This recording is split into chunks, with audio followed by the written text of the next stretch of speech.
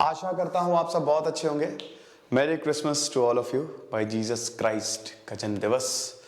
आपको बता दूं कि जीसस क्राइस्ट जिन्होंने पूरी दुनिया में प्यार का पैगाम बांटा, तो आज क्रिसमस है, तो आप सब क्रिसमस मनाएं। बस यही आपसे दरख्वास्त करूंगा कि थोड़ा सा सेफली मनाएं, ज़्यादा भीड़ भाड़ इकट्ठा ना करें, क्योंकि अभी ओमिक्रॉन काफ़ी ज़्यादा फैल रहा है।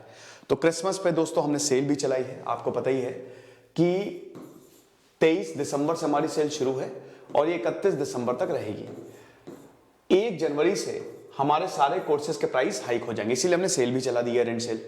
न्यू ईयर 2022 आपको कूपन कोड लगाना है, आपको एक्स्ट्रा 25% ऑफ मिलेगा हमारे सारे कोर्सेज में। डिस्क्रिप्शन कमेंट बॉक्स में लिंक दिया है, नंबर्स दिया है, आप उस पर भी कॉल कर सकते हैं। याद रखिएगा 1 जनवरी से, फिर से बता रहा हूं, 1 जनवरी से हमारे साइजेस, सारे प्राइजेस जो है वो हाइक हो जाएंगे। तो मॉडर्न हिस्ट्री के अगले लेक्चर की हम बात करेंगे। तो इसमें Carnatic war, battle of Plassey, battle of Buxar, तीनों के बारे में हम बात करने वाले हैं। मैंने ये लेक्चर रिकॉर्ड किया था, बहुत लंबा लेक्चर।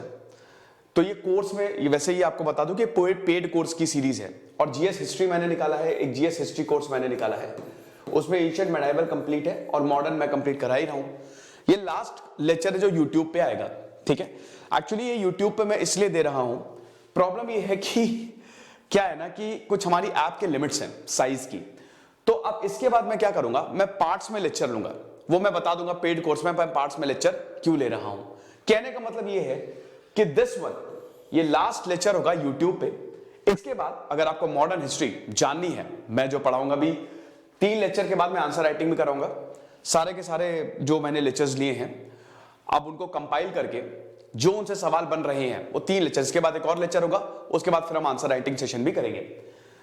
तो ये अगर आप चाहते हैं तो जीएस हिस्ट्री ले सकते हैं, नहीं तो आप यूपीएससी कोर्स ले लीजिए, वो तो बेस्ट है।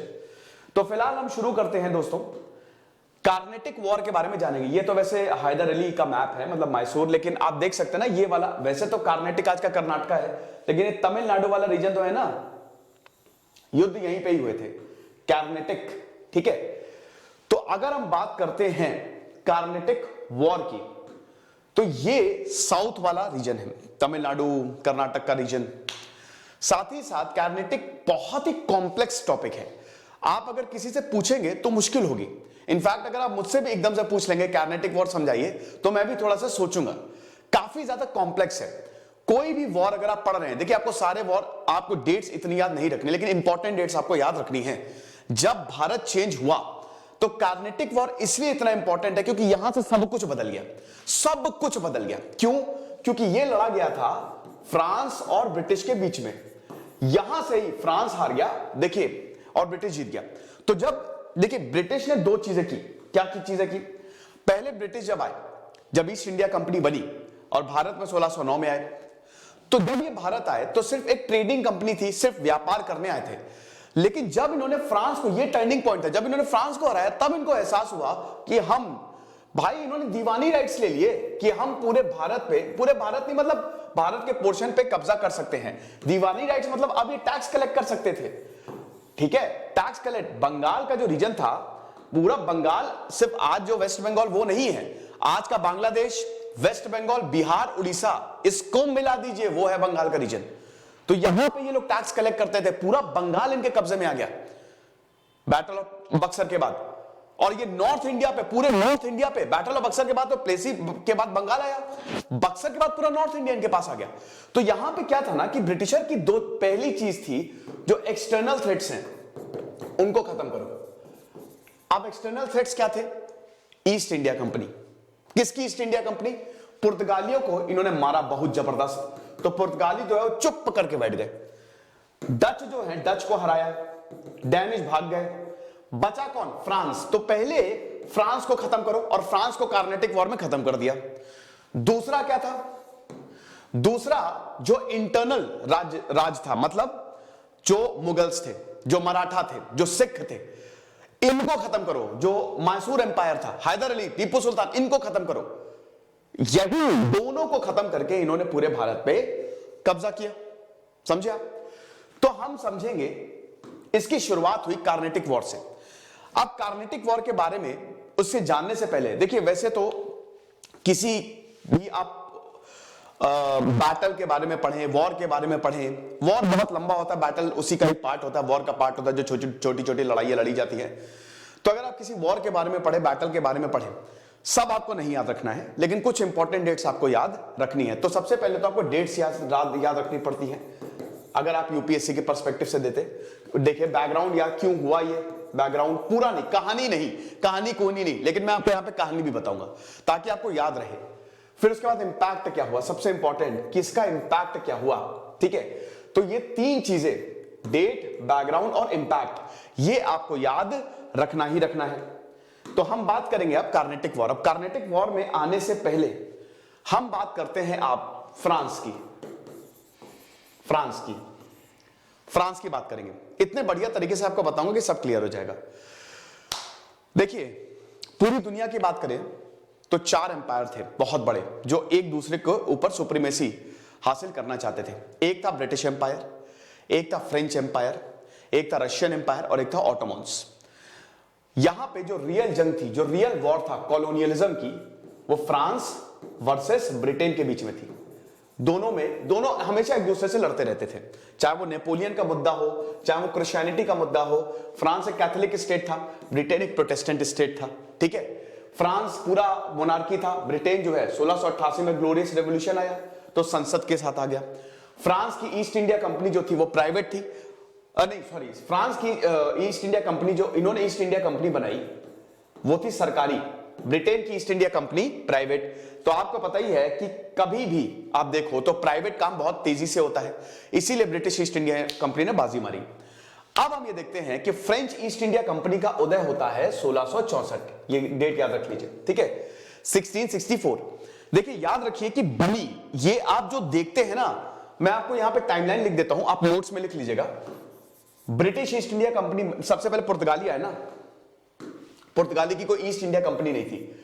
ये 1498 में भारत आया, समझ रहे हो। ब्रिटेन ईस्ट इंडिया कंपनी बनी 1600 में बनी, भारत ये 1609 में आए, okay. French east India company बनी नहीं, उसके बाद डच ईस्ट इंडिया कंपनी बनी 1605 में। डच नेदरलैंड वाले डैनिश ईस्ट इंडिया कंपनी बनी 1616 में, और फ्रेंच ईस्ट इंडिया कंपनी बनी 1664 में। लेकिन ये भारत 1668 के करीब आए थे, ठीक है ना। तो ये आप समझिए। तो अब फ्रेंच ईस्ट इंडिया कंपनी की हम बात कर रहे हैं, तो 1664 में लुई द 13th ने ये जो राजा थे फ्रांस के, इन्होंने इस कंपनी का गठन किया।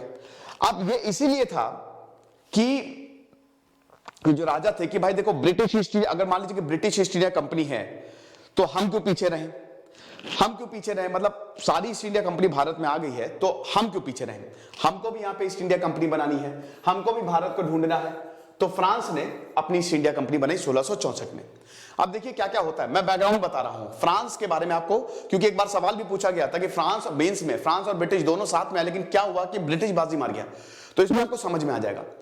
तो फ्रांस ईस्ट इंडिया कंपनी सरकारी कंपनी थी, सरकार कंट्रोल करती थी, फ्री नहीं थे, जो भी खजाना आता था ना सब सरकार को जाता था।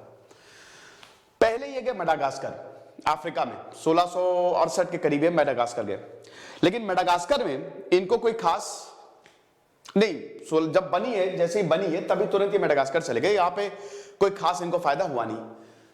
1668 के आसपास ये आए भारत में, सूरत में इन्होंने फैक्ट्री बनाई। उस समय एक, अच्छा अभी ठीक है, सूरत में इन्होंने फैक्ट्री बनाई। मैंने आपको बताया था ना कि गुजरात बड़ा इंपॉर्टेंट, बंगाल और गुजरात बड़ा इंपॉर्टेंट रहा है। सूरत हब था, इंडस्ट्रियल हब था। ब्रिटिश की ने भी सूरत में फैक्ट्री बनाई थी सबसे पहले, पुर्तगाली भी वहीं पे जाके डेरा, गुजरात उन्होंने दमन दीव पे सबसे पहले उन्होंने कब्जा किया, डच भी वहां पे फैक्ट्री बनाई, और फ्रांस ने भी वहीं पे फैक्ट्री बनाई। क्यों? बंगाल से कच्चा माल आता था, बंगाल से मसाले आते थे, रास्ते से होते हुए उत्तर प्रदेश और पूरा बिहार उत्तर प्रदेश होते हुए गुजरात तक जाते थे। सूरत, भरूच ये सब पोर्ट थे, वहां से निकल जाते थे ये यूरोप। तो इसीलिए सूरत बहुत ही स्ट्रैटेजिक था।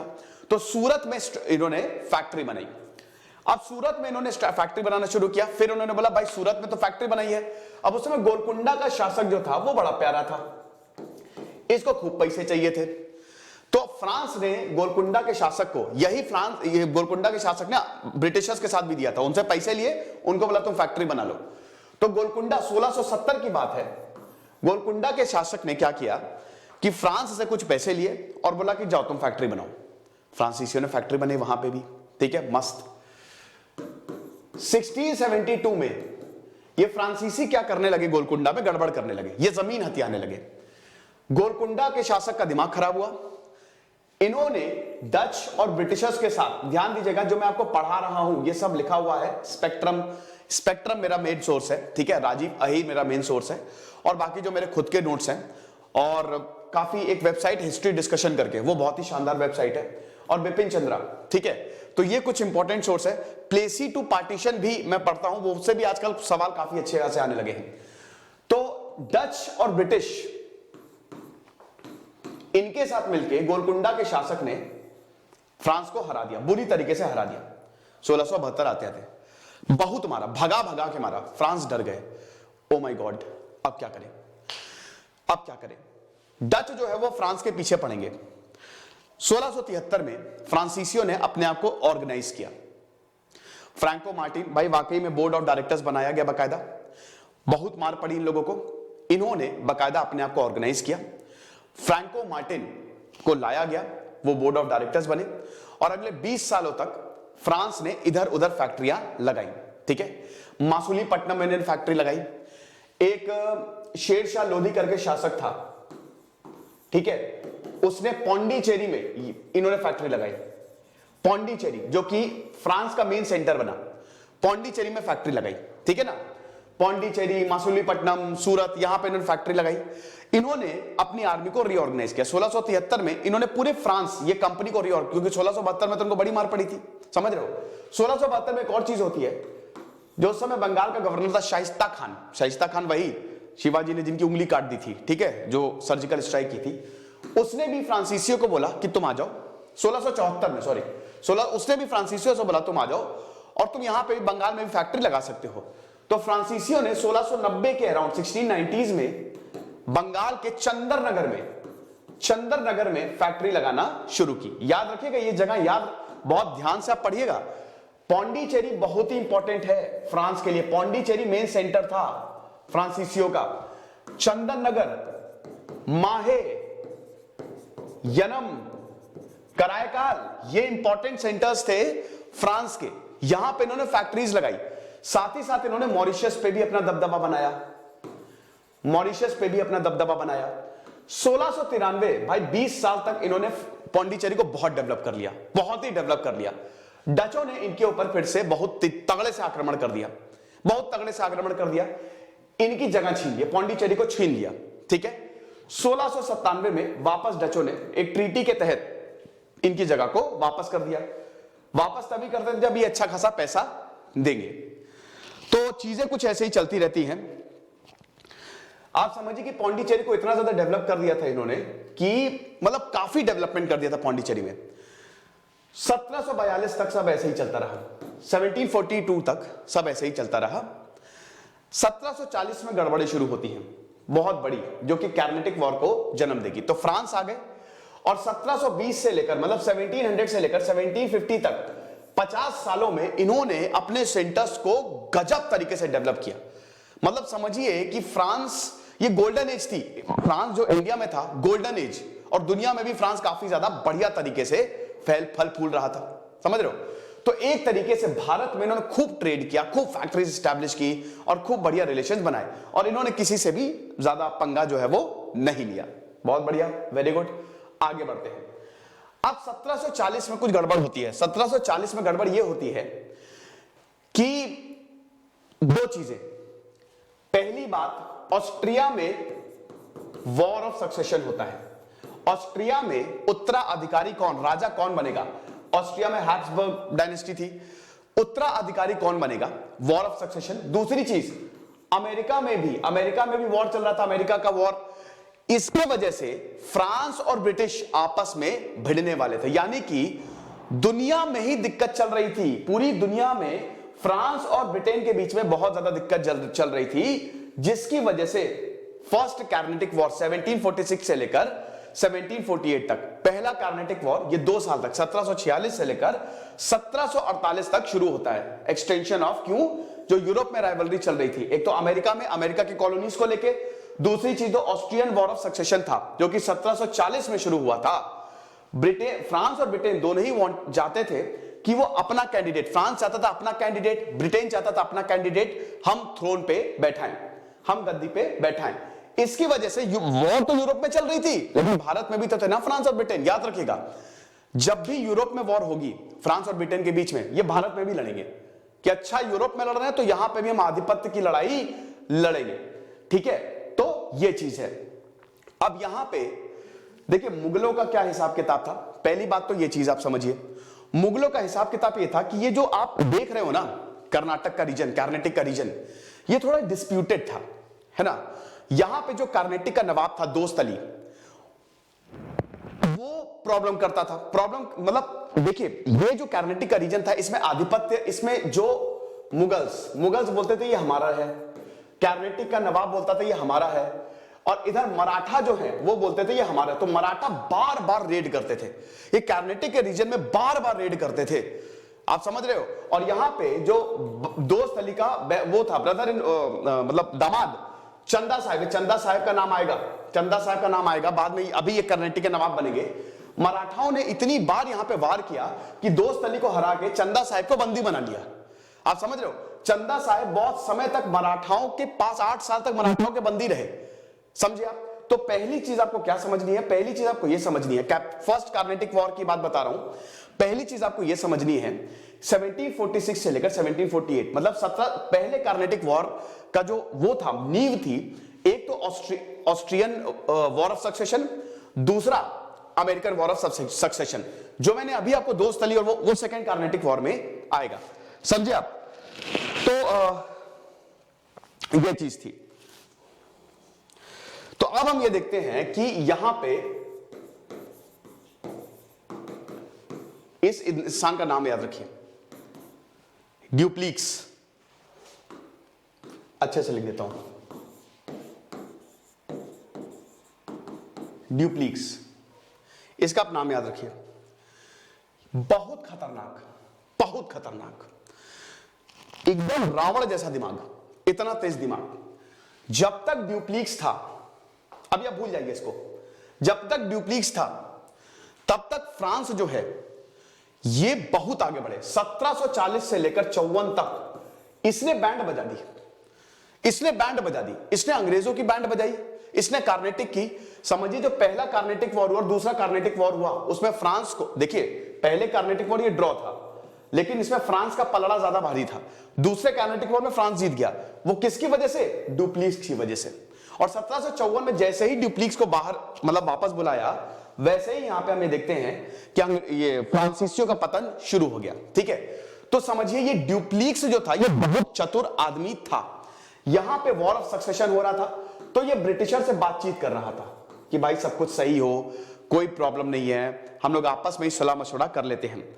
ठीक है, लेकिन अब ब्रिटिश भाई ये 1740 में ये खुन्नक थी कि अरे यूरोप में वॉर चल रहा है, यहां पे भी वॉर करेंगे। ब्रिटिश ने किया क्या कि फ्रांस के कुछ जहाजों को पकड़ लिया, फ्रांस के कुछ जहाजों को पकड़ लिया। अब देखिए, ब्रिटेन की नेवल सुप्रीमेसी सबसे बड़ी ताकत, मतलब नेवी की बात करें तो ब्रिटेन की इतनी बड़ी नेवी थी, इतनी ताकतवर नेवी थी कि फ्रांसीसी की लग गई कायदे से।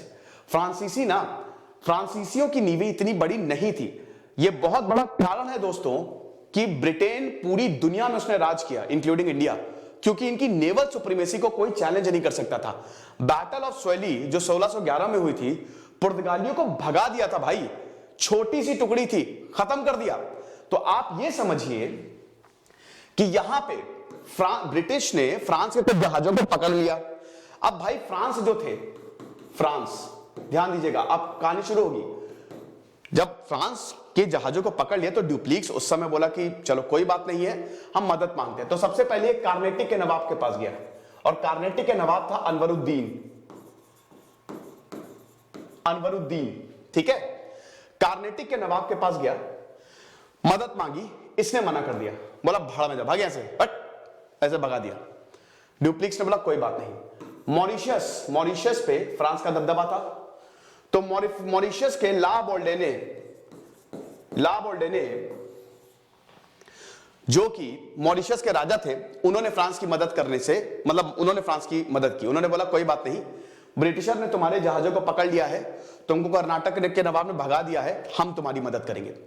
तो यहां पे ला बोल्डेने ने फ्रांस की मदद की, मान गया। फर्स्ट कार्नेटिक वॉर की बात कर रहे हैं, फिर से बता दे रहा हूं क्या हुआ कि यहां पे दो वजहों की वजह से, दो चीजों की, ये अमेरिकन वॉर और यहां पे ऑस्ट्रियन वॉर ऑफ सक्सेशन की वजह से फ्रांस और ब्रिटिशर में वॉर छिड़ गई।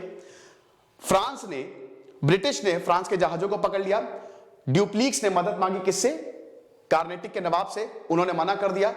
ला बोल्डे ने मॉरिशस के राजा से मदद मांगी, मॉरिशस का राजा मान गया। मॉरिशस का राजा आया और ब्रिटेन को भगा भगा के मारा, बहुत मारा, ब्रिटेन को हरा दिया पूरी तरीके से, ठीक है। तो अब जब यहां पे ब्रिटेन को हरा दिया तो समझिए कि ब्रिटेन से उन्होंने मद्रास छीन लिया। आप समझ रहे हो, मॉरिशस इतना ज्यादा ताकतवर, भाई मद्रास जो था, मैंने आपको बताया था ना, मद्रास में ये जो सेंट जॉर्ज था, मद्रास में प्रेसिडेंसी थी ना, अभी तो प्रेसिडेंसी वैसे नहीं, मद्रास पूरा सेंटर था, बॉम्बे, मद्रास और बंगाल, ये ब्रिटिशर के सेंटर थे। तो समझिए कि ला बोल्डेने ने से मद्रास छीन लिया। अब ब्रिटिशर जब बोला पैसा लाओ पैसा, तब तुमको देंगे हम मद्रास, 40,000 पाउंड देने पड़े। इतना भारी भरकम नुकसान हुआ ब्रिटिशर को, बहुत नुकसान हुआ, ठीक है। तब जाके इनको मद्रास वापस मिला है। उसके बाद ड्यूप्लिक्स ने, अब देखिए ड्यूप्लिक्स ने अपना दिमाग लगाया, और ड्यूप्लिक्स ने फिर से, पहले ब्रिटिशर ने क्या किया, ब्रिटिशर ने ला बोल्डेने ने जब अटैक किया तो मद्रास छीन लिया, समझ रहे हो ना, मद्रास छीन लिया। अब यहां पे ब्रिटिशर ने जब मद्रास छीना, खूब मतलब मॉरिशस ने, ला बोल्डेने ने जब मद्रास छीना तो ब्रिटिशर ने पैसे दिए, और मद्रास किसके पास आया, ब्रिटिशर के पास। इधर ड्यूप्लिक्स ने दिमाग लगाया, फिर से उसने मद्रास को अटैक कर लिया। समझ रहे ना अब क्या हो रहा है कि सबसे पहले मैं स्टेप वाइज बता रहा हूं कि जब ला बोल्डेने ने मद्रास को, मतलब ब्रिटिशर को अटैक किया, ब्रिटिशर को हराया, तो उससे मद्रास छीन लिया। दूसरे स्टेप में क्या हुआ, ब्रिटिशर ने इसको पैसे दिए और मद्रास वापस आया। इतने में ही ड्यूप्लिक्स ने वापस मद्रास से अटैक करके ब्रिटिशर से छीन लिया। सन्नाटे में आ गए कि भाई हमने इतने पैसे भी दिए, मद्रास वापस लिया, और ये ड्यूप्लिक्स जो है हमसे फिर से मद्रास जो है वो छीन के ले गया। अब यहां पे ब्रिटिशर ने बोला किससे, फिर से कार्नेटिक के नवाब से। आई होप आप चीजें समझ रहे होंगे, पहले सब तख्ता पलट गया ना, 1 मिनट में जज्बात बदल दिए। ब्रिटिशर ने कार्नेटिक के नवाब से बोला कि माई बाप हमारी मदद करो, अनवरुद्दीन से बोला। फ्रांस ने हमसे पूरा मद्रास ले गया है, ये बोला, अनवरुद्दीन मान गया। अनवरुद्दीन ने अटैक कर दिया फ्रांस के ऊपर। ये लड़ाई चल ही रही थी, सब कुछ चल ही रहा था, तभी हम ये देखते हैं कि 1748 में ये वॉर, ये सब मामला सुलट गया और ये वॉर जो है वो खत्म हो जाता है। समझ रहे हो।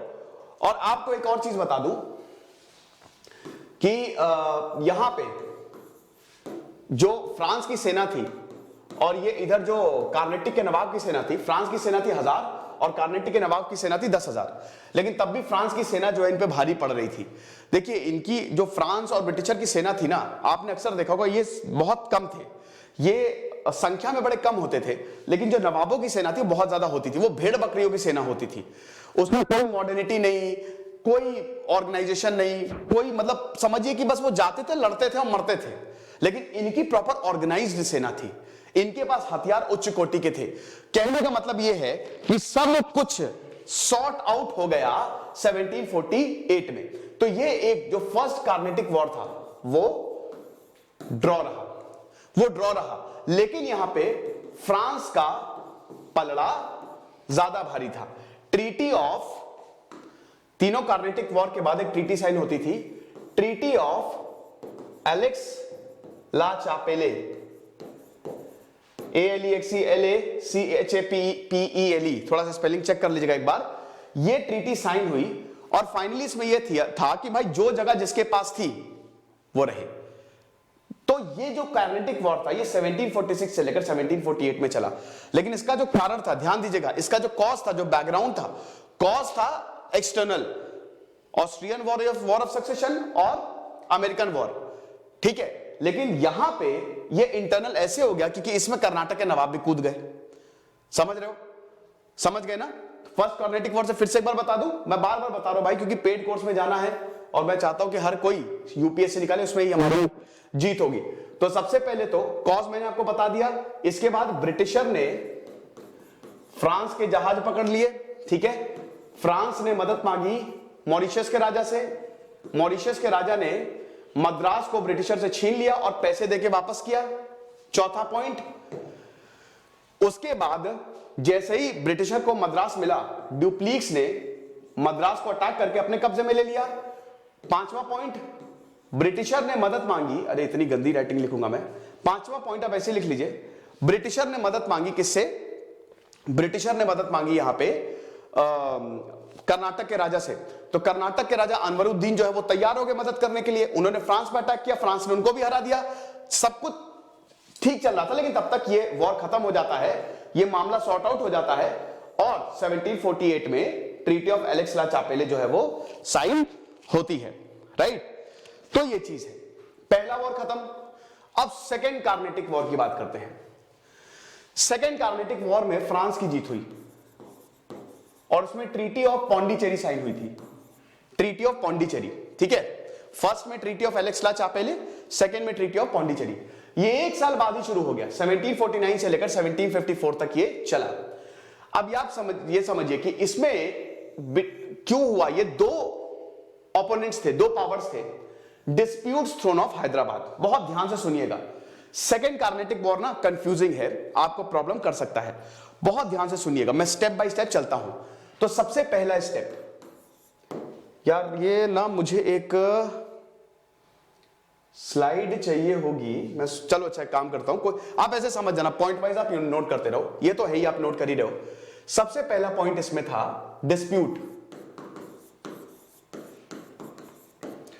किसके बीच में dispute, Hyderabad, dispute of Hyderabad, समझे। फर्स्ट समझ गए ना, सेकंड समझो, पहला स्टेप पॉइंट्स में लिखो। पहला पॉइंट डिस्प्यूट ऑफ हैदराबाद, इसमें क्या था, जो हैदराबाद का निजाम था आसफ जा, ठीक है, उसकी मृत्यु हो गई। अब इसके बाद भाई देखो, जब किसी राजा की मृत्यु होती है तो उसका बेटा ही, हम ये देखते हैं कि राजा बनेगा, राजा का बेटा ही राजा बनेगा। राजा का बेटा था नासिर जंग, ठीक है ना, राजा का बेटा था नासिर जंग। नासिर जंग किधर चला गया, हाँ ये देखो, ठीक है, नासिर जंग, राजा का बेटा, निजाम का बेटा था नासिर जंग, मेरे बात साथ बोलो, निजाम का बेटा था नासिर जंग, ओके। निजाम का भांजा था मुजफ्फर जंग। राजा के बेटे ने, नासिर जंग ने बोला हम राजा बनेंगे, मुजफ्फर जंग ने बोला साइड हो जाओ, साइड हो जाओ, पहली फुर्सत में निकलो, राजा वाजा हम बन, तुम नहीं हम बनेंगे। तो दोनों के बीच में डिस्प्यूट, पहला स्टेप डिस्प्यूट ऑफ हैदराबाद, ठीक है ना, हैदराबाद, दोनों के बीच में डिस्प्यूट, नासिर जंग और मुजफ्फर जंग के बीच में डिस्प्यूट कि हम राजा बनेंगे, हम राजा बनेंगे, राइट। तो ये चीज हुई। अब अगेन यहां पे जो ड्यूप्लीक्स है, जो ड्यूप्लीक्स, उसने अपना दिमाग लगाया, अगला उत्तराधिकारी कौन, तो पहली चीज तो अगले उत्तराधिकारी को लेकर जंग होगी, एक तरफ मुजफ्फर जंग, एक तरफ नासिर जंग। नासिर जंग जो है वो आसफ जाह के बेटे हैं, मुजफ्फर जंग उसके भांजे, समझ गए, उसके भाई के बेटे।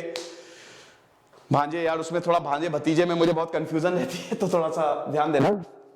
अगला पॉइंट, सेकंड पॉइंट, पहला स्टेप समझ गए आप, सेकंड पॉइंट समझो। चंदा साहेब याद है, चंदा साहेब के मैंने बारे में बताया था। चंदा साहेब जो थे बहनोई थे, ठीक है, दोस्त तलीके, और वो निकल गए थे, ठीक है, मतलब उनको मराठाओं ने 8 साल के लिए बंदी बनाया हुआ था। चंदा साहेब जो थे वो मराठाओं से छूट के आ गए। सेकंड पॉइंट, चंदा साहेब जो थे वो मराठाओं से छूट के आ गए। पहला पॉइंट क्या है, डिस्प्यूट ऑफ हैदराबाद। दूसरा पॉइंट, चंदा साहेब मराठाओं के चंदे से छूट के आ गए, राइट, ये चीज है। अब ध्यान देना, कर्नाटक का नवाब कौन है, अनवरुद्दीन। चंदा साहेब ने बोला गद्दी तो हमारी है भाई, अनवरुद्दीन क्या कर रहा है, प्रॉब्लम शुरू होगी। एक तरफ हैदराबाद, एक तरफ है आपका कर्नाटक, दोनों में ही गद्दी की जंग है। समझ गए आप? Very good. तीसरा पॉइंट, ब्रिटिश और फ्रांस सपोर्टेड देयर इंटरेस्ट। ठीक है, अगेन फ्रांस की तरफ से था ड्यूप्लीक्स, फ्रांस की तरफ से था ड्यूप्लीक्स। अब ये समझो कि यहां पे फ्रांस की तरफ से ड्यूप्लीक्स लड़ रहा था, फ्रांस ने सपोर्ट किया किसको, चंदा साहेब को और मुजफ्फर जंग को। ठीक है, फ्रांस ने सपोर्ट किया, ब्रिटिशर ने सपोर्ट किया मोहम्मद अली को। मोहम्मद अली कौन था, अनवरुद्दीन का बेटा था। अभी मैं अनवरुद्दीन के बारे में बताता हूं। एक्चुअली अनवरुद्दीन, जब अनवरुद्दीन को मार दिया गया था, अनवरुद्दीन वो स्किल्ड, और अनवरुद्दीन कर्नाटक का नवाब था, और अनवरुद्दीन का बेटा कौन था यहां पे, मोहम्मद अली। इसने सपोर्ट किया मोहम्मद अली और नासिर जंग को। तो कुछ इस तरीके के डायनेमिक्स बने। मुजफ्फर जंग, चंदा साहेब, ड्यूप्लीक्स या फिर फ्रांस, एमसीडी या एमडीएफ, आप ऐसे याद कर लीजिए, वर्सेस मोहम्मद अली, ब्रिटिशर और नासिर जंग, एमबीएन, एमसीडी या एमडीएफ, एमसीएफ वर्सेस एमबीएन। कैसे भी आप याद कर लीजिए, क्योंकि ये सवाल, इस तरीके के सवाल प्री में पूछे जाएंगे, आप कंफ्यूज हो जाओगे। फिर से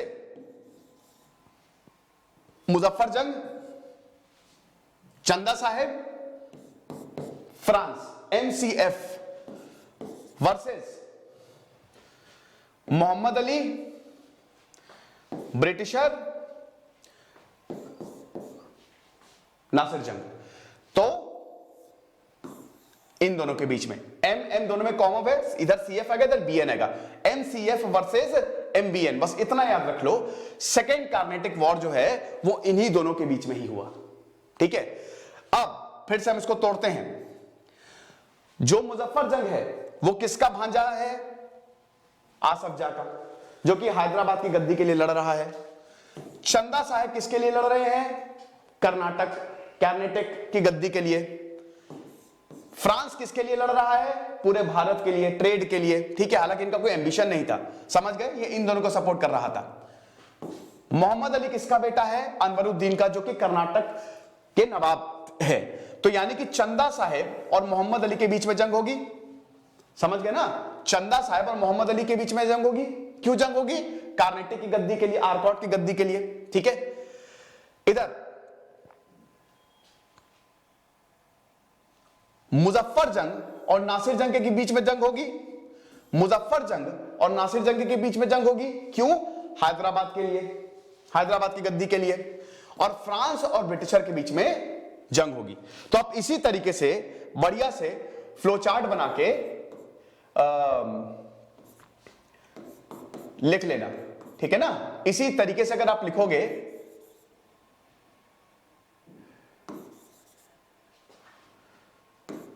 है ना, मुजफ्फर जंग और नासिर जंग की हैदराबाद के लिए, ठीक है, चंदा साहब और इसके कर्नाटक, और ये फ्रांस और ब्रिटिश जो है वो पूरे मतलब ये आधिपत्य के लिए। समझे आप, इन्हीं दोनों के बीच में तगड़ी जंग अब होने वाली है। अब इसमें, अरे यार ये क्या हो गया, ठीक है, अरे ये क्या, हाँ ठीक है,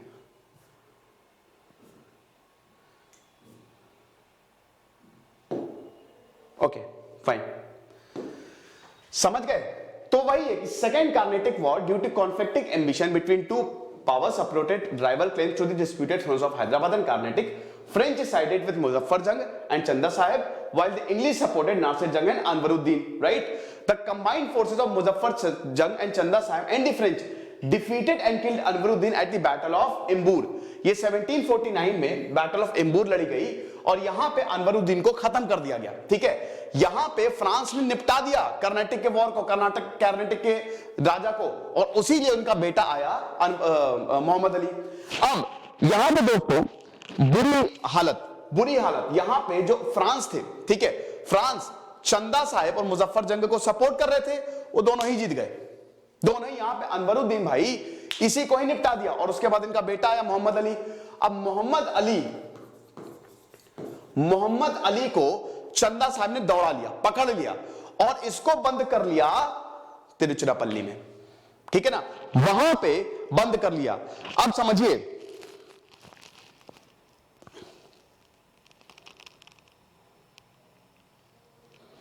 हाँ,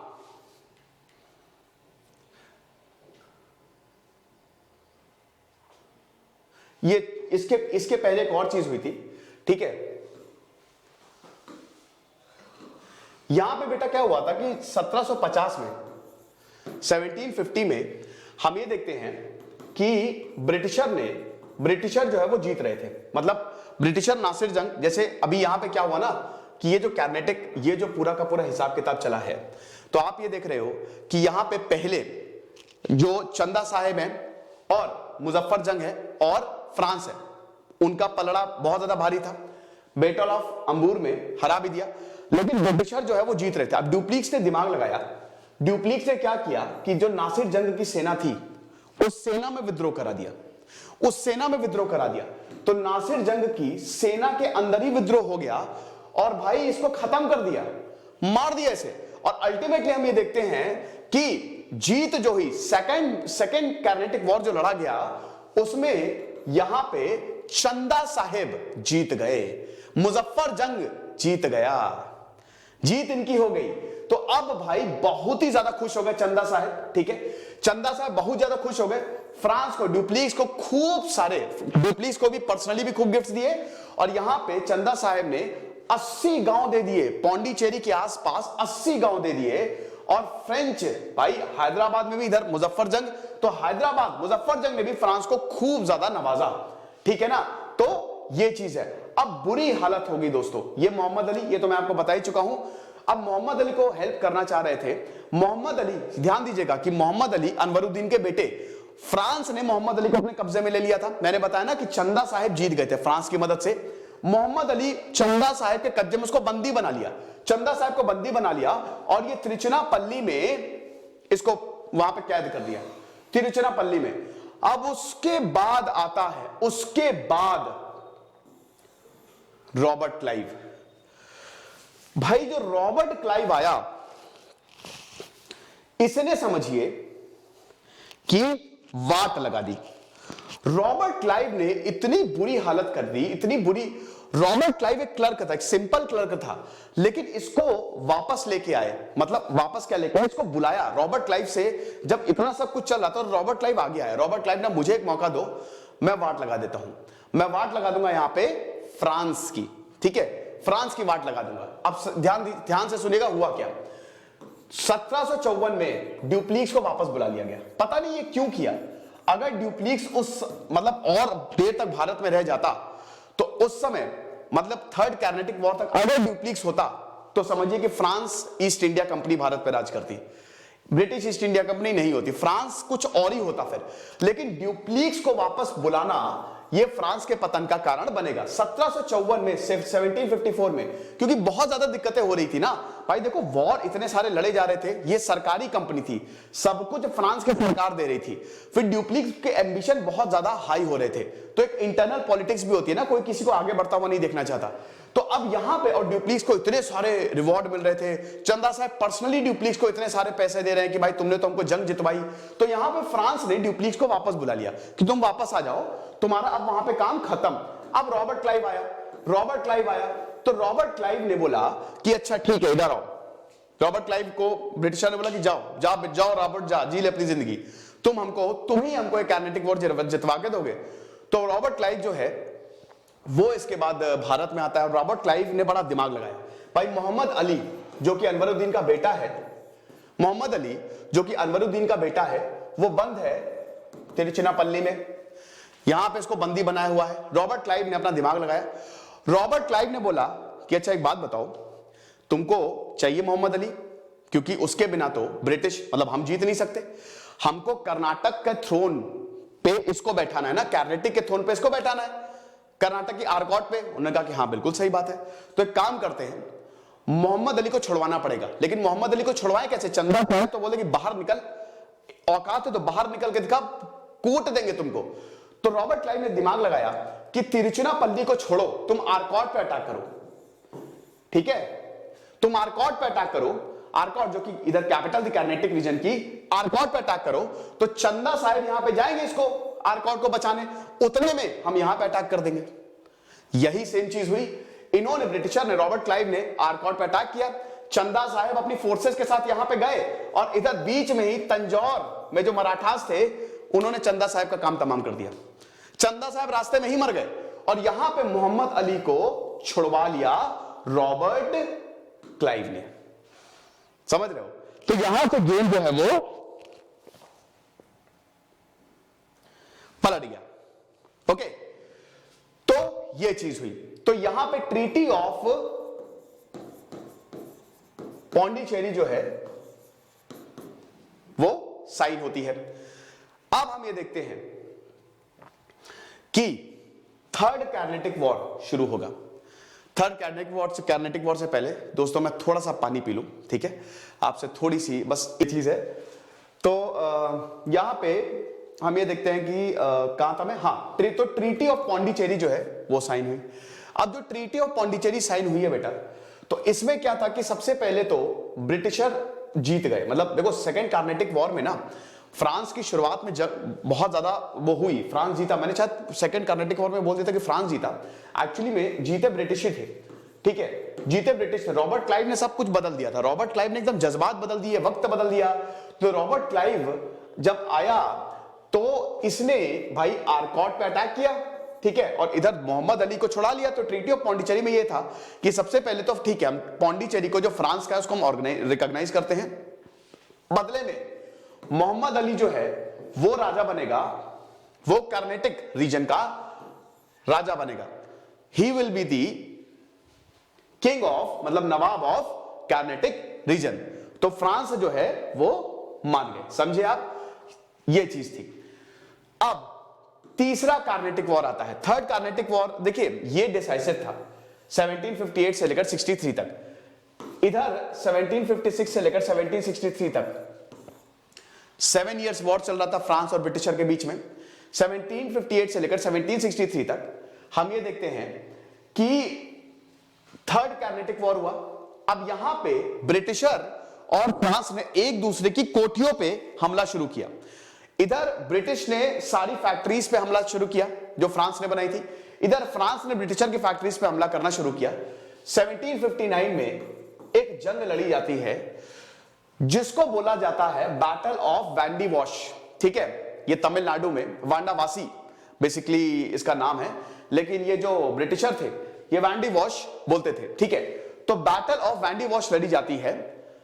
तो यहां पे हम ये देखते हैं कि ब्रिटिशर ने फ्रांस को बुरी तरीके से हरा दिया, बुरी तरीके से हरा दिया। 1760 में लड़ी गई थी, सॉरी 1760 में लड़ी गई थी। यहां पे ब्रिटिश जनरल सर आयरे कूटे फ्रेंच आर्मी को बैटल ऑफ वैंडी वॉश में हरा दिया, पूरी फ्रेंच आर्मी को तहस नहस कर दिया। और यही मेन था, ठीक है, ये थर्ड कर्नाटिक। इसके की कारण जो था ना वो इंटरनली था। सेकेंड कर्नाटिक वॉर में खाली कारण जो है वो इंटरनल था, ठीक है, भारत ये हैदराबाद और ये। थर्ड में तो समझिए पूरा ये 7 इयर्स वॉर चल रहा था, इधर ब्रिटिश और फ्रांस की आर्मी जो है वो आपस में भिड़ गए। तो हम ये देखते हैं कि 1760 में ब्रिटिशर ने हरा दिया फ्रांस को, कहां पे, बैटल ऑफ वैंडी वॉश। और यहां पे ये बसी था, यहां जो फ्रांस की जो सेना को जिस नेतृत्व कर रहा था इसका नाम था बसी। तो ये इसको कैदी के रूप में ले लिया और अल्टीमेटली 1763 में ट्रीटी ऑफ पेरिस साइन हुई। अब इस ट्रीटी ऑफ पेरिस ने फ्रांस को खत्म कर दिया, पूरा खत्म कर दिया।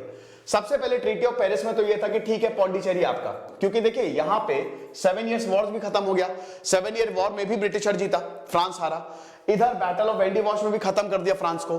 तो फ्रांस जो है वो बहुत ही बेआबरू होकर ब्रिटिशर के सामने बैठा। तो ब्रिटिश ने बोला कि भाई देखो ऐसा है कि सबसे पहले तो जो भी जगह है तुम्हारा पौंडीचेरी रहेगा, जो पहले जगह थी वो सब वापस कर दो। यानी कि फ्रांस को पौंडीचेरी मिल गया, माहे, यनम, करायकाल ये फ्रांस के पास रहेगा। लेकिन बड़ी बात ये थी, ब्रिटिशर ने बोला कि आज के बाद तुम कभी भी अपनी सेना नहीं बनाओगे। फ्रांस को मना कर दिया कि आज के बाद तुम्हारा ये जो रीऑर्गेनाइजेशन ऑफ आर्मी है ना, ये बंद, खत्म, टाटा बाय बाय, गया। तो फ्रांस जो है वही खत्म हो गया और फ्रांस का एक्सपेंशन खत्म, फ्रांस खत्म। 1763 में 1763 में जीत गया ब्रिटिशर। तो ब्रिटिशर ने फ्रेंच ईस्ट इंडिया कंपनी को खत्म कर दिया। अब ये लोग खाली बहुत ही कम जमा में पौंडीचेरी, माहे, यनम, यहीं पे ही चंद्रनगर, यहीं पे बस इनकी फैक्ट्रीज थी। और इसमें ब्रिटिश को कोई प्रॉब्लम भी नहीं थी, क्योंकि देखिए इनको पता था, ब्रिटिशर को पता था कि भाई देखो इतनी ज्यादा अगर हम प्रॉब्लम कर देंगे ना, बहुत ज्यादा, अगर मान लो कि हमने ऐसी कंडीशंस लगा दी जो फ्रांस के लिए बड़ी खतरनाक होगी, तो फ्रांस बाकियों के साथ मिलकर भी हमारे ऊपर हमला कर सकता है। तो इसका इंपैक्ट ये हुआ कि एक तो एक्सटर्नल थ्रेट खत्म, अब ब्रिटिश को कोई एक्सटर्नल थ्रेट नहीं थी। और याद रखिएगा अभी बैटल ऑफ प्लेसी भी हो गई है। बैटल ऑफ 1746 से लेकर 1764 तक लगातार ब्रिटिशर ने एक के बाद एक बैटल लड़ी है और सब जीती। तो इधर बैटल ऑफ प्लेसी भी हो चुकी है 1757 में, जिसकी अभी हम बात करने वाले हैं। और इधर आपकी क्या कहते हैं कि ये बैटल ऑफ वेंडी वॉश और ये थर्ड कैर्नेटिक वॉर भी हो चुका है। अब 1763 की फिर एक साल बाद बैटल ऑफ बक्सर होगी और बैटल ऑफ बक्सर में फिर से ब्रिटिश जीतेगा। तो ब्रिटिशर ने अब इंटरनल थ्रेट को भी खत्म करना शुरू कर दिया और एक्सटर्नल तो खत्म कर ही दिया। समझ गए आप? Very good. तो ये third Carnatic war, first, second, third. I hope इसमें आपको कोई भी प्रॉब्लम नहीं हुई होगी। हालांकि आपको इतना जितना लिखा है इतना ही लिखना है आपको, लेकिन मैंने आपको कहानी इसलिए बता दी कि भाई आपको ये चीजें जो है वो याद रहें। अब हम बात करते हैं दोस्तों, ये एक्चुअली क्या है ना कि ये जो नोट्स यहां पे लिखे हुए हैं, ताकि मुझे बार बार देखना ना पड़े, वही नोट्स मैंने यहां पे लिख रखे हैं, है ना, क्योंकि बार बार देखने से फिर थोड़ा मेरा भी ध्यान जो है वो भंग होता है। बैटल ऑफ प्लेसी जो है, बैटल ऑफ प्लेसी, अब हम बैटल ऑफ प्लेसी की बात करते हैं। बैटल ऑफ प्लेसी के लिए थोड़ी सी हम भूमिका बनाएंगे।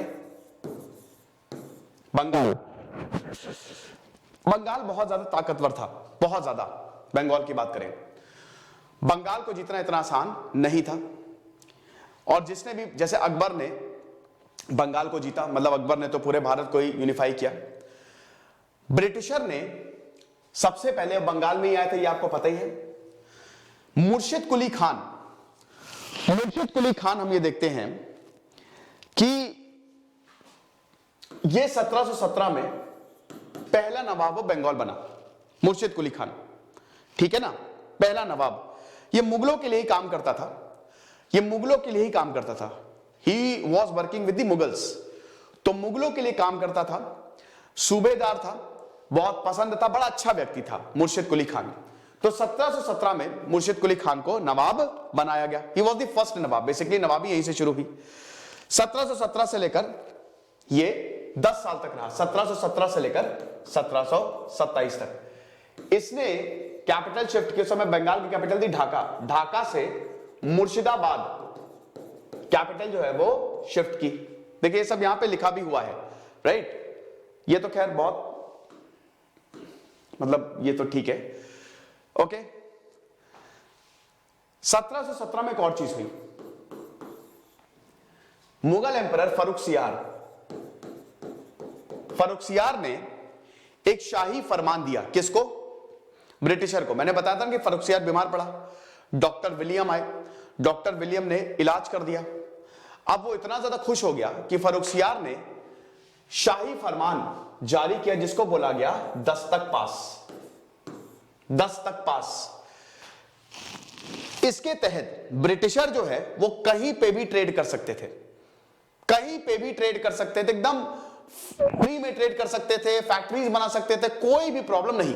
मतलब बिजनेस के लिए ये जो दस्तक पासेस थे ना, छूट दे दिया। ब्रिटिशर ने क्या किया, इसकी फोटोकॉपी करा करा के जाली पेपर छपवा के सबको बांटने शुरू कर दिए इन्होंने। तो दस्तक पास का मिसयूज करना ब्रिटिशर ने शुरू किया। और इधर क्या हो रहा है, इधर जो है मुर्शिद कुली खान नवाब ऑफ बंगाल बन गया है, ठीक है ना। अब उसके बाद मुर्शिद कुली खान आया, मुर्शिद कुली खान के बाद आया 1727 में शुजाउद्दीन।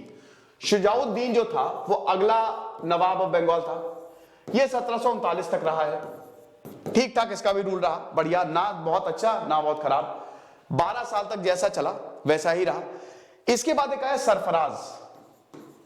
ये बहुत ही इनकॉम्पिटेंट राजा था सरफराज। सरफराज बहुत ही इनकॉम्पिटेंट राजा था, बिहार में गवर्नर था। याद रखिएगा, जब भी मैं बंगाल बोलूं ना तो बिहार, बंगाल, आज का बंगाल मतलब आज का बांग्लादेश भी आप इंक्लूड करिएगा, तो बिहार, बंगाल और उड़ीसा की बात है यहां पे। ये सब बंगाल में आते थे। तो यहां पे जो बिहार का गवर्नर था अली वर्दी खान, अली वर्दी खान को यह पता चल गया कि भाई ये जो सरफराज है ये बेकार राजा है, ये बकवास है, अय्याशी में लिप्त रहता है, तो इसको खत्म करो। तो 1740 में अली वर्दी खान एक बहुत ही शानदार राजा था। नवाब जो था, जब अब अली वर्दी खान जो है इसने डिस्पोज कर दिया सरफराज को, तो 1740 से लेकर 1756 तक अली वर्दी खान जो है वो नवाब बंगाल रहता है, बंगाल का नवाब रहता है। आप समझ गए। अरे भैया उसके बाद इसने कमाल का काम कर दिया 1740 से लेकर 1756। अच्छा, अली वर्दी खान जो है, अली वर्दी खान का कोई बेटा नहीं था, इनकी 3 बेटियां थी, ठीक है। तो अली वर्दी खान की सबसे बड़ी बात यह थी कि इसने ब्रिटिशर पे नकेल कसनी शुरू की। ब्रिटिशर को यह मधुमक्खी मानता था, है ना, कि अगर इनसे मतलब इनसे ज्यादा वो नहीं करना है, कि अगर इनको प्यार दोगे तो शहद देंगी और अगर इनको झगड़ा करोगे तो ये काट काट के खा जाएंगी। तो अली वर्दी खान जो है उसने ब्रिटिशर के मंशा जो भांप ली थी, है ना, कि भाई बहुत ज्यादा बच के रहना इनसे, ये बड़े खतरनाक है, दूरदर्शी था, ये विजनरी था। तो उसने जो है वो सब कुछ यहां पे हमें देखते हैं कि हो गया। अब इधर आप समझिए कि इधर भाई मुगल्स भी जो थे, आप ये बात बताओ कि ये तो एक तरीके से गड़बड़ हो गई ना, गड़बड़ हो गई। गड़बड़ कैसे होगी भाई, अली वर्दी खान कोई ऐसा तो है नहीं कि पैदाइशी राजा, मुर्शिद कुली खान का तो वंशज है नहीं, वो तो बिहार का गवर्नर है। अब यहां पे उसने सरफराज को मार के सत्ता हथिया ली, तो मुगल्स भी तो गुस्सा करेंगे ना। तो मुगल्स, मोहम्मद शाह रंगीला उस समय राजा था, मोहम्मद शाह। अली वर्दी खान ने इसको 2 करोड़ रुपए दिए और बोला चुप करके बैठ जाओ, ठीक है, 2 करोड़ रुपए दे रहा हूं और ज्यादा बकवास नहीं करनी है। अब यहां पे मुगल्स को तो इसने शांत कर दिया, लेकिन मराठाओं को कैसे शांत करेगा। तो 1740 से लेकर 56 तक कई बार मराठाओं ने रेड मारी, कई बार। अब ऐसा है ना कि अली वर्दी खान जैसे कोई बात, इतनी बार अगर रेड मारेगा कोई, मराठा रेड मारते थे, बहुत भयानक रेड मारते थे, वो तबाह करके सब कुछ लूट लाट के ले जाते थे। तो जब अली वर्दी खान ये देखता था तो भाई कोई और राजा होता ना वो पीछे हट जाता या झुक जाता, लेकिन अली वर्दी खान झुका नहीं। अली वर्दी खान मराठाओं से डट के सामना किया और इधर मुगल्स को तो उसने चुप करा दिया, पैसा दे दे चुप करा दिया, ठीक है ना। तो ये चीज है। अब 1756 तक अली वर्दी खान रहा, फिर इसका देहांत हो गया। 1756 में हम ये देखते हैं 1756 में इसका देहांत हो गया। अब इसी का ही नाती, ध्यान दीजिएगा, बेटा तो थी नहीं, बेटी का बेटा सिराजुद्दौला, जो कि लगभग 21 साल का बहुत ही छोटा सिराजुद्दौला जो है वो बंगाल की गद्दी पे आया, वो बंगाल की थ्रोन पे बैठा। अब देखिए सिराजुद्दौला जो है वो अपने नाना से बहुत ज्यादा जो है वो नाना जी से बहुत ज्यादा क्लोज था, ठीक है। तो उनके नाना जी ने उनको तालीम दी थी सिराजुद्दौला से। नाना जी ने उनको तालीम दी थी। नाना जी की बात मानता था सिराजुद्दौला। नाना जी ने साफ बोला था कि ब्रिटिशर से दूर रहना, ब्रिटिशर को ज्यादा छेड़ना नहीं और इन पे भरोसा मत करना। तो सिराजुद्दौला जो है वो वही चीज समझ के जो है वो चल रहा था, समझ रहे हो। तो ये चीज है। यहां पे सिराजुद्दौला ने, भाई देखो ये जो दस्तक पासेस, इसका जो मिसयूज था ये सिराजुद्दौला ने सबसे पहले बंद करवाया, ठीक है। अब इधर जो फ्रांस फोर्टिफिकेशन कर रहे थे, इधर जो ब्रिटिश फोर्टिफिकेशन कर रहे थे, सिराजुद्दौला ने वार्निंग दे दी कि इसको बंद करो, ये जो तुम बदतमीजी कर रहे हो। सिराजुद्दौला वाज द फर्स्ट जिसने सबसे पहले ब्रिटिशर की चाल समझ ली कि ये जो तुम लगातार किले बना रहे हो और ये जो तुम ट्रेड का मिसयूज कर रहे हो, इसको बंद करो। लेकिन दोस्तों आपको बता दूं कि ये इतना आसान नहीं था, क्योंकि आप यहां पे देख सकते हैं कि जगत सेठ, उमीचंद, राज वल्लभ, मीर जाफर, ये हर कोई सिराजुद्दौला को अपोज कर रहा था। बेटा आप ये भी तो समझो कि यहां पे 3 बेटियां थी, 3 बेटियां। तो एक तो शौकत खान था, ठीक है, जो इसी का एक कजन था, और दूसरा घसीटी बेगम थी, जो कि अगेन यहां पे घसीटी बेगम जो थी वो इनकी बेटी थी अलीवर्दी खान। तो उन दोनों ने ही, यहां पे देखिए लिखा होगा, अरे मेरे इसमें नोट्स में तो लिखा हुआ है बट कोई बात नहीं। तो यहां पे हम ये देखते हैं कि लिखा था, पीछे लिखा होगा या आगे लिखा होगा, मैंने लिखा तो था यार, इसमें तो लिखा हुआ है, इसमें लिखा हुआ है, तो ये नोट्स में होना चाहिए था।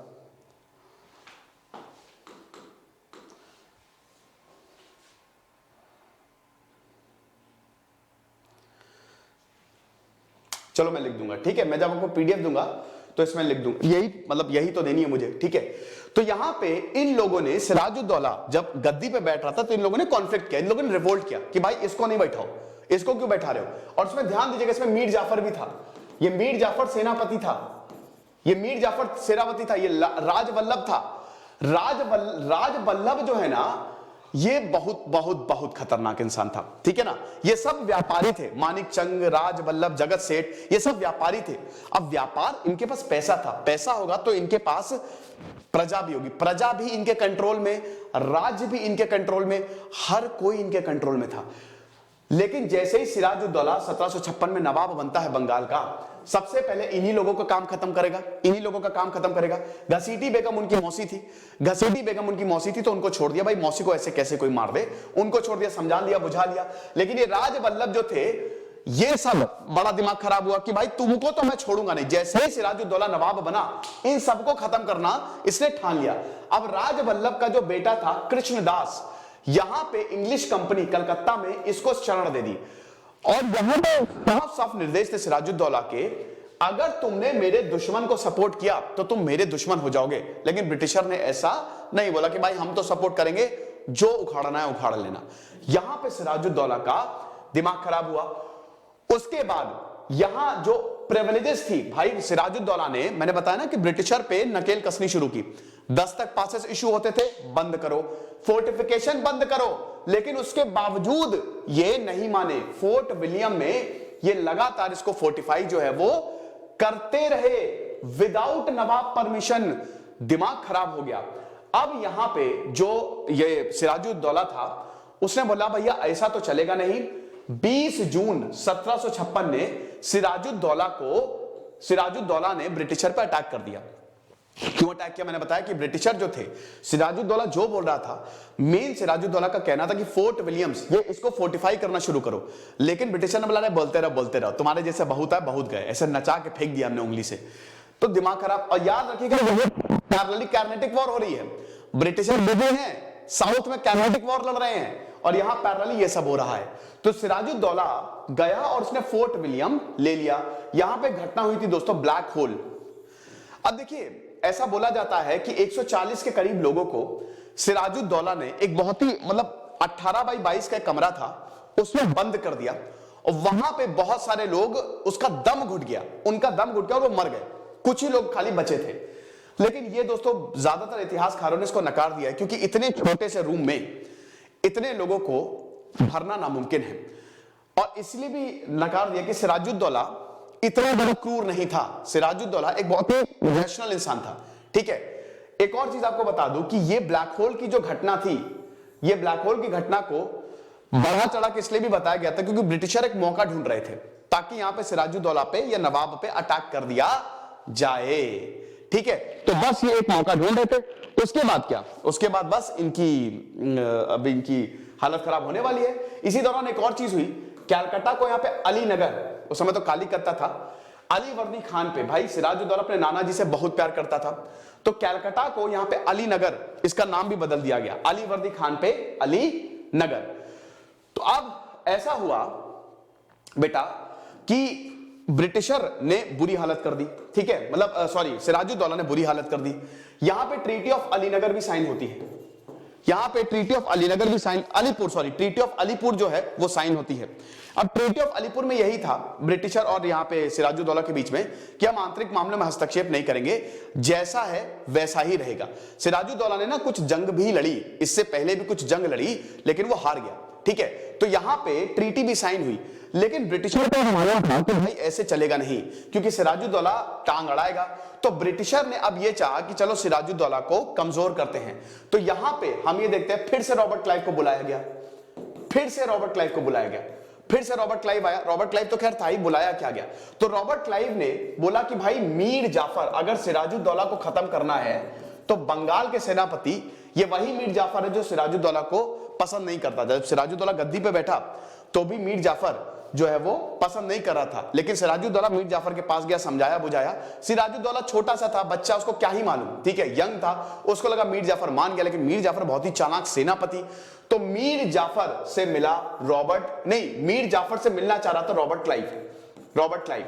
तो यहां पे एक बिजनेसमैन को पकड़ा, उस बिजनेसमैन का मैं नाम भूल गया हूं।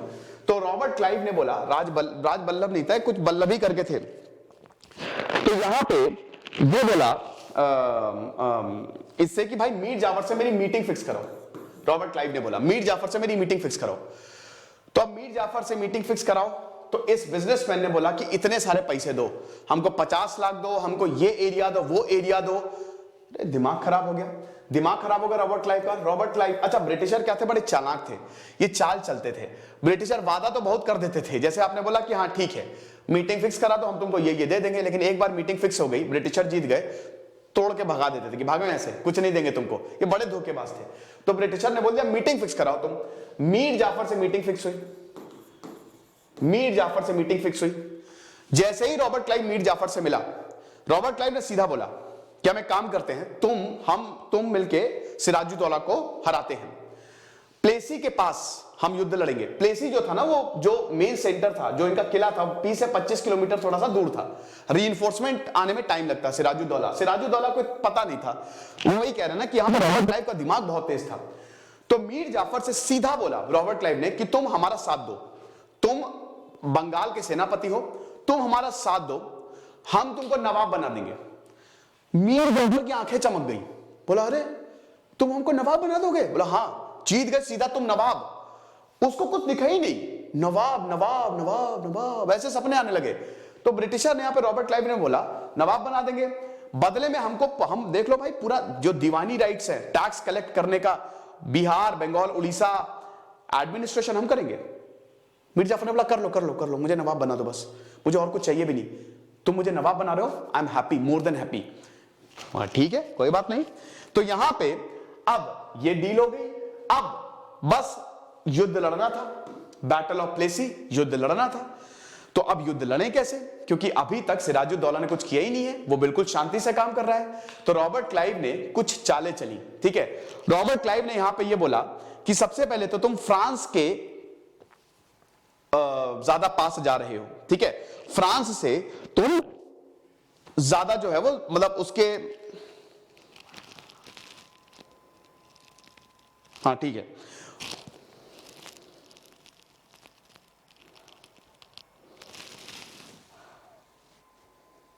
यहां पे लिखा हुआ ना ये सारी चीजें जो मैं यहां, यही चीज सेम चीज ही है, हाँ ठीक है। तो फ्रांस से ज्यादा पास जा रहे हो। सिराजुद्दौला कुछ नहीं बोला, सिराजुद्दौला कुछ नहीं बोला।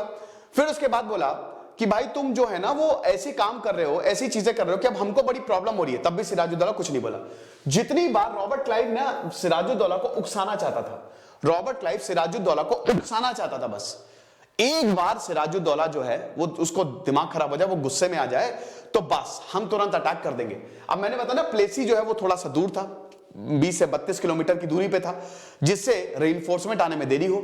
रॉबर्ट क्लाइव ने बोला कि भाई देखो सिराजुद्दौला ऐसे कुछ करेगा नहीं, ट्रीटी ऑफ अलीपुर गई भाड़ में, सीधा अटैक करो, सीधा अटैक करो। तो सिराजुद्दौला पे सीधा अटैक किया। 1757 में होती है बैटल ऑफ प्लेसी, ठीक है, ये फोर्ट विलियम था, ओके। तो 23 जून 1757, 1757, ठीक एक साल बाद ब्रिटिश ट्रूप जो है वो सिराज, यही मैं चीज पढ़ रहा था एक्चुअली, तो जो कंपनी ट्रूप्स है वो सिराजुद्दौला के पास गए। अब यहां पे सिराजुद्दौला अकेले लड़ रहा है, ऐसा नहीं है। देखिए सिराजुद्दौला की सेना जो है वो बहुत बड़ी थी, लेकिन धोखेबाज भी तो थे, कुछ अच्छे लोग भी थे जिन्होंने सिराजुद्दौला का साथ दिया। वो 3-4 घंटे बैटल चली, ये नॉन बैटल ऑफ प्लेसी थी, ब्लैक बैटल हुई नहीं। यहां पे मीर जाफर, राज बल्लभ सबने मदद करने से मना कर दिया। मीर जाफर यहां पे ऐसे ही रॉबर्ट क्लाइव ने बोला था ना कि तुम क्या करना ना, तुम अपनी सेना को कुछ आदेश ही मत देना। तो ये सेनापति था, सेनापति के कंट्रोल में होती है ना सेना, तो मीर जाफर मेन था। मीर जाफर ने अपनी सेना को कोई ऑर्डर नहीं दिया और इधर सिराजुद्दौला चिल्लाता रह गया, कुछ नहीं। तो क्या होगा, सिराजुद्दौला हार गया, भागा और वहीं पर मार दिया गया। तो हम ये देखते हैं कि Sirajuddaulah was defeated in the battle of Plassey. और उसके बाद समझिए कि यहां से बंगाल का इतिहास ही बदल गया। बंगाल का इतिहास बदल गया, हरा के खत्म कर दिया, मार दिया उसी की कैपिटल मुर्शिदाबाद। गजब की पॉलिटिकल पावर मिली, गजब की political power. Indirect British rule आ गया।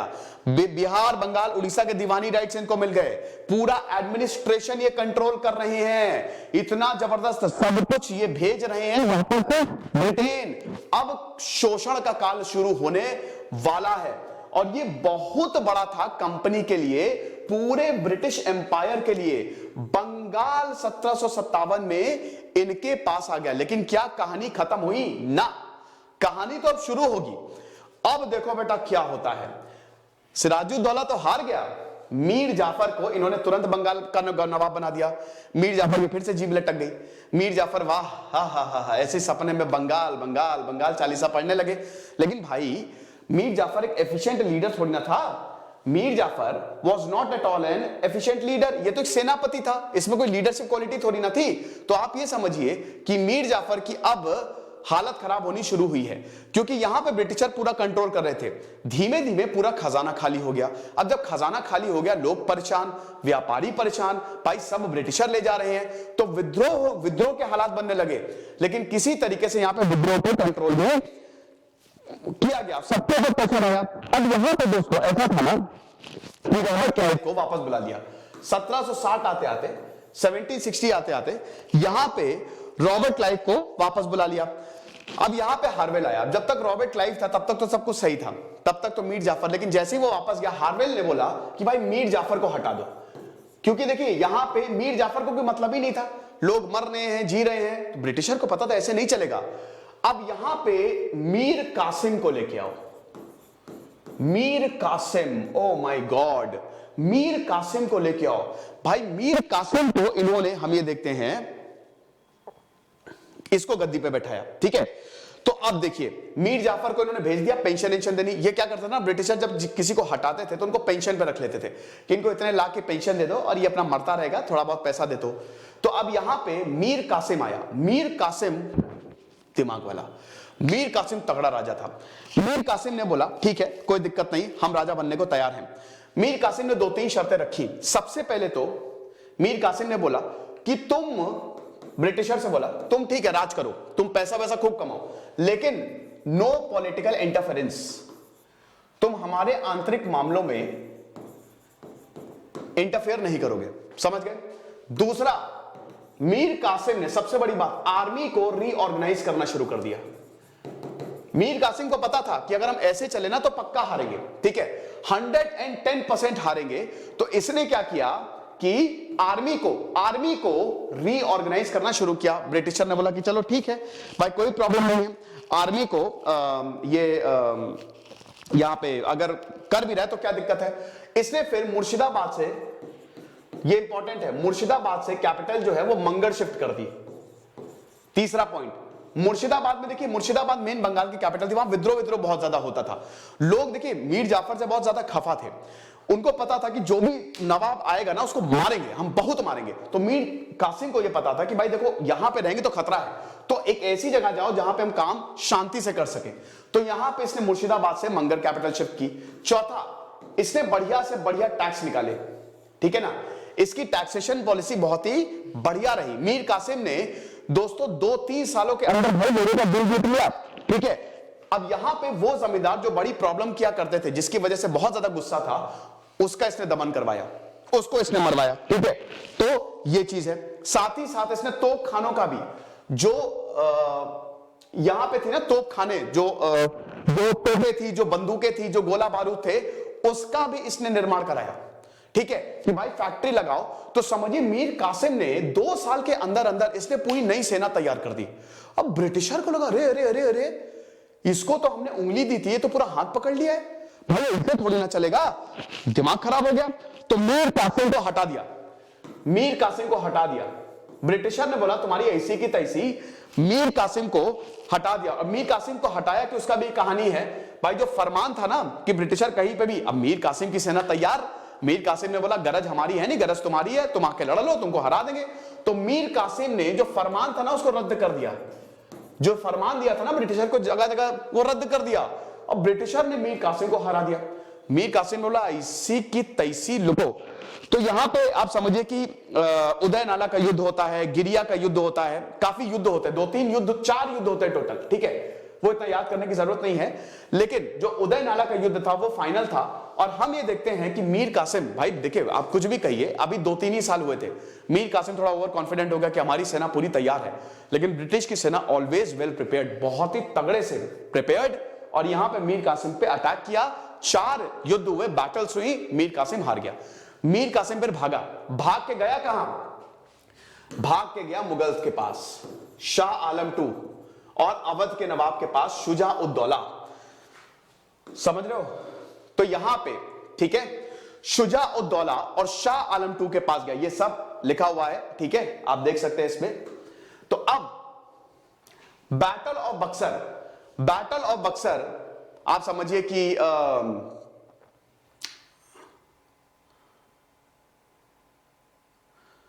हाँ ठीक है, बैटल ऑफ बक्सर जो थे, बैटल ऑफ बक्सर, अब इसकी भूमिका बनने लगी। तो अब हम ये देखते हैं कि इसमें शुजा उद दौला, मीर कासिम और शाह आलम II, शाह आलम II मुगल, मीर कासिम आपके बंगाल और शुजा उद दौला जो अवध, इन तीनों की सेना साथ में आ गई। अब इन तीनों की सेना ने बोला कि भाई अब तो खत्म कर देंगे। अब ब्रिटिशर गए, इतनी बड़ी सेना से ये थोड़ी ना लड़ सकते बेटा, क्यों नहीं लड़ सकते हैं। आपको बता दो कि ब्रिटिशर की सेना जो थी वो 5,000 के या 10,000 के करीब थी, और इनकी सेना तकरीबन 50,000 के करीब थी, समझ रहे हो। लेकिन उसके बावजूद इतनी बड़ी सेना को हरा दिया ब्रिटिशर ने। क्यों हरा दिया? बिहार के पटना के पास बक्सर एक जगह है भाई। सबसे पहली बात तो यह है कि इसलिए हराया क्योंकि इनमें कोई कोऑर्डिनेशन ही नहीं था। आर्मी जो है ऐसे ही थोड़ी ना हो जाएगा, इनमें कोई भी कोऑर्डिनेशन था ही नहीं। कोई इधर लड़ रहा है, कोई उधर लड़ रहा है, कोई सेनापति नहीं, ईगो कॉन्फ्लिक्ट तीनों सेनाओं में, जिसकी वजह से बैटल ऑफ बक्सर में हार देखने को मिली। अच्छा ये आप देख लीजिए, ये तो मैंने आपको बता ही दिया था ना कि मीर जाफर, एक रीजन ये भी था ना कि भाई ब्रिटिशर जो थे ना वो लगातार मीर जाफर से पैसे ही मांगे जा रहे थे, ठीक है। तो ये भी बहुत बड़ा रीजन था कि यहां पे मीर जाफर जो है वो निकला। तो यहां पे भाई मीर कासिम जो है, ये अभी मैंने बताया 1763 में जो लड़ाई हुई थी, ठीक है, मेजर एडम्स, उदय नाला की जो लड़ाई थी, यहां पे मेजर एडम्स ने मीर कासिम को हरा दिया। फिर मीर कासिम गए किसके पास? ये क्यों होगा? मीर कासिम गए जो है, मीर कासिम जो है वो गए फिर अवध के नवाब के पास कि चलो तीनों मिलकर ब्रिटिशर को हराते हैं। लेकिन वही ये कुछ भी नहीं हुआ। यहां पे 22 अक्टूबर 1764 में battle of Buxar, Hector Munro British की तरफ से हेक्टर मुनरो जो है वो लड़ रहे थे। और उसके बाद जो डिसाइसिव विक्ट्री थी, डिसाइसिव विक्ट्री, इतनी बड़ी सेना को भाई 1764 में अवध की सेना, बंगाल की सेना, मतलब मीर कासिम की सेना, मुगल की सेना को हरा दिया। भाई ये कोई वो थोड़ी ना, मतलब बहुत बहुत बहुत बड़ी बात है यार, बहुत बड़ी बात है। अब आप समझिए कि इसके बाद ब्रिटिशर ने बोला भाई बहुत हो गया है। 1764 में अब देखिए इधर 1763 में पैरेलली कार्नेटिक वॉर भी ब्रिटिशर जीत गए हैं। 1764 में 1764 में बैटल ऑफ बक्सर भी ये जीत गए, ठीक है, सब खत्म। तो ब्रिटिशर के पास everything was in control. Britisher पूरी तरीके से अब कंट्रोल कर रहे थे। अब भाई होती है ट्रीटी ऑफ इलाहाबाद। सबसे पहला पॉइंट, आफ्टर मैथ क्या हुआ? बैटल ऑफ बक्सर के बाद ये सब लिखा हुआ है जो मैं आपको बता रहा हूं, ठीक है, लेकिन आप ये भी अच्छे से नोट्स बनाते हुए चलिएगा। तो पहला पॉइंट है ट्रीटी ऑफ इलाहाबाद, ठीक है, अब ये साइन होती है आपके, एक तो मुगल एम्परर के साथ शाह आलम टू और दूसरा शुजाउद्दौला के साथ, ठीक है। मीर कासिम बंगाल को तो हरा ही दिया। यहां पे पहले आप समझिए कि यहां पे क्या था। सबसे पहले अब हमको चाहिए दीवानी। बंगाल, पहला पॉइंट, बंगाल, बिहार, उड़ीसा के पास हम टैक्स कलेक्ट करेंगे, यानी कि पूरा का पूरा बंगाल इनके कब्जे में। नवाब कौन बना बंगाल का? नजमुद्दौला करके थे, मीर जाफर का ही पुत्र था वो आखिरी था। नजमुद्दौला जो है वो आखिरी था, क्योंकि दोस्तों इसमें यह था ना कि अब भाई नवाब को हटाओ, नवाबी खत्म करो बंगाल से। इसी के बाद Warren Hasting governor general of Bengal बनेगा। तो ब्रिटिशर ने नवाबी ही हटा दी नजमुद्दौला के बाद, ठीक है। वो 2-3 साल रहा, खेल खत्म। मीर जाफर का भी खेल खत्म, ठीक है। और मीर कासिम का भी कुछ ही दिन बाद इसकी भी मृत्यु हो जाएगी, ठीक है। तो ये चीज है। अब उसके बाद एक तो पहली चीज ये है, ठीक है। दूसरी चीज ये है कि भाई जो कॉम्पनसेशन, जो 50 लाख रुपए तुम हमको एज अ कॉम्पनसेशन दो, 50 लाख रुपए जो युद्ध में हमारा खर्चा हुआ है ना, 50 लाख रुपए हमको कॉम्पनसेशन तुमको देना पड़ेगा, ठीक है। फिर उसके बाद मुगल्स जो हैं वो हमको तंग नहीं करेंगे। और चौथा पॉइंट, हमको कुछ जागीर्स भी चाहिए, चुनार का फोर्ट भी चाहिए, चुनार का फोर्ट भी हमको चाहिए। लेकिन याद रखिएगा कि इसमें बहुत सारी चीजें मांगी नहीं थी ब्रिटिशर ने, बहुत सारी चीजें। इसलिए रॉबर्ट क्लाइव का ये कहना था कि अगर हम बहुत ज्यादा प्रेशर बना देंगे, मतलब देखिए ये ट्रीटी में ऐसा है ना, इनडायरेक्ट कंट्रोल है ब्रिटिशर का। पूरा उत्तर भारत और पूरा बंगाल ब्रिटिशर के इनडायरेक्ट कंट्रोल में आ गया था, लेकिन उसके बावजूद यहां पे बहुत सारी जीती हुई जगह जो है वो वापस कर दी थी। वो नवाब के राजा को, चुनार को छोड़कर, पारा को छोड़ के बाकी यहां पे वापस कर दिया था। आप समझ रहे हो। लेकिन एक चीज और थी कि यहां पे अब इंटरनल मैटर्स में ब्रिटिशर जो है वो नवाब ऑफ अवध के पास एक अपनी सेना रखेंगे, यानी कि अब समझिए कि उनके आंतरिक मामलों में हस्तक्षेप होगा। फिर अभी सब्सिडी अलायंस भी आ जाएगा, उसकी हम बात करेंगे बाद में। तो यहां पे रॉबर्ट क्लाइव को दोबारा बुलाया गया था। रॉबर्ट क्लाइव ने मतलब ज्यादातर चीजें वापस कर दी थी जो नवाब ऑफ अवध था, इसलिए क्योंकि अगर हमने बहुत प्रेशर बनाया तो सब एक हो जाएंगे, और सब अगर एक हो गए तो हम पे अटैक कर देंगे और हम प्रॉब्लम में आ सकते हैं। समझ गए आप।